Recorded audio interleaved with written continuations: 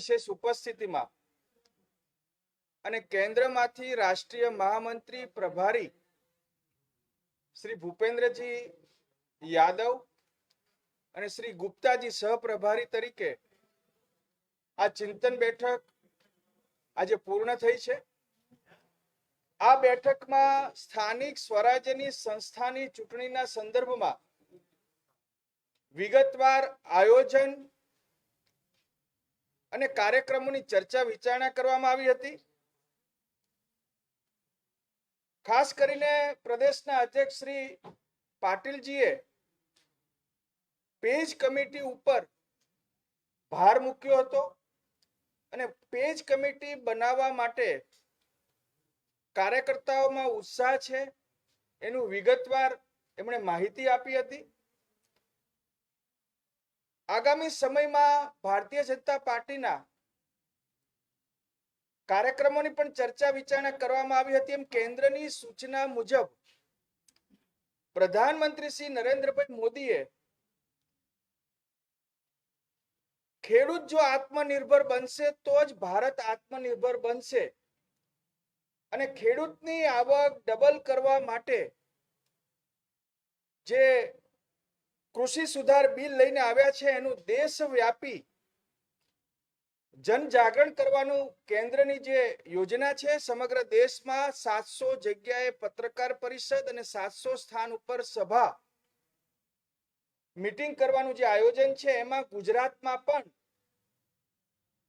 8 જગ્યાએ પત્રકાર પરિષદ અને 9 જગ્યાએ કિસાન સંમેલન કરવામાં આવશે। સ્વતંત્ર ખેડૂત પોતાનું ખેત ઉત્પાદન વેચવા માટે તે સ્વતંત્ર હશે તો જ ભારત સશક્ત થશે। આ ખેડૂતના હિતની વાતો અમે નીચે સુધી પહોંચાડીશું। 25મી ડિસેમ્બરે ભારત રત્ન શ્રેષ્ઠ રાજપુરુષ પૂર્વ પ્રધાનમંત્રી શ્રી અટલ બિહારી વાજપેયીનો જન્મદિવસ છે। ભાજપ હંમેશા સુશાસન દિવસ તરીકે ઉજવતો આવ્યો છે। ભારતીય જનતા પાર્ટી બૂથમાં 6 કાર્યક્રમો કરે છે એ પૈકીનો આ કાર્યક્રમ છે। અમે બૂથમાં અટલજીની જીવન ઝરમર એમના સંભારણાઓ એમની કવિતાઓ દરેક બૂથમાં ગુજરાતના 51,000 થી પણ વધુ બૂથમાં એમને શ્રદ્ધાંજલિ આપવામાં આવશે। અને અત્યારે જે પ્રધાનમંત્રી શ્રી નરેન્દ્રભાઈ મોદીનું કેન્દ્રમાં શાસન છે મુખ્યમંત્રી શ્રી વિજયભાઈ રૂપાણી અને નાયબ મુખ્યમંત્રી શ્રી નીતિનભાઈ પટેલની આગેવાનીમાં રાજ્ય સરકાર છે। બંને સરકારની યોજના સુશાસન અંત્યોદયને લગતી જે યોજનાઓ છે એની પણ વિગતવાર માહિતી આપવામાં આવશે। કોરોનાની પરિસ્થિતિને ધ્યાનમાં રાખીને રક્તદાન શિબિર અને હોસ્પિટલમાં જઈને ફળ ફળાદી વિતરણનો પણ કાર્યક્રમ એ કરવામાં આવશે। દરેક જિલ્લામાં એક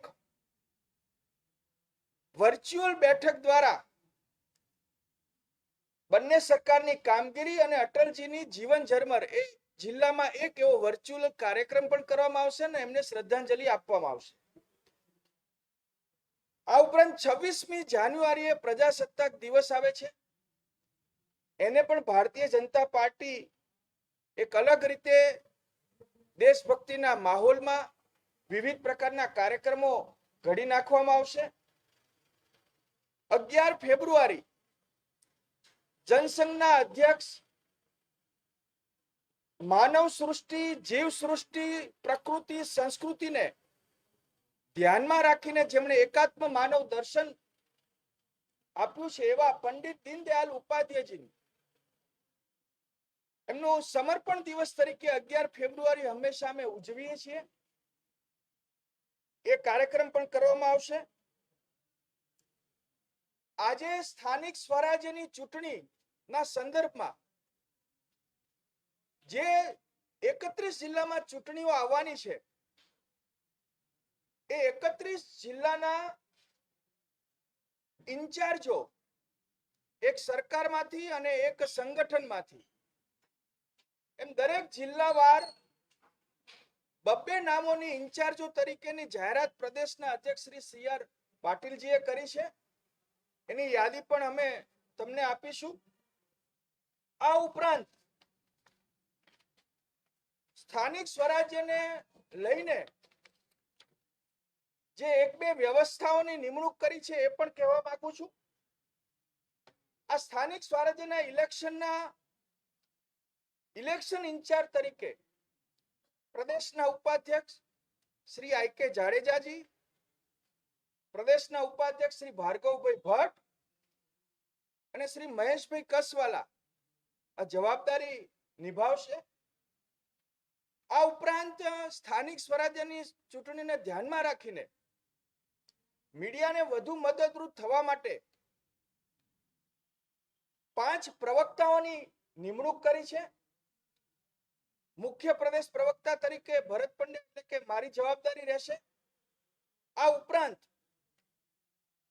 અમદાવાદના સંસદ સભ્ય શ્રી ડોક્ટર કિરીટભાઈ સોલંકી, પૂર્વ મેયર શ્રીમતી બીજલબેન પટેલ, શ્રી મહેશભાઈ કસવાલા અને બરોડાના પૂર્વ મેયર શ્રી ભરતભાઈ ડાંગર પણ પ્રદેશ પ્રવક્તા તરીકેની જવાબદારી નિભાવશે.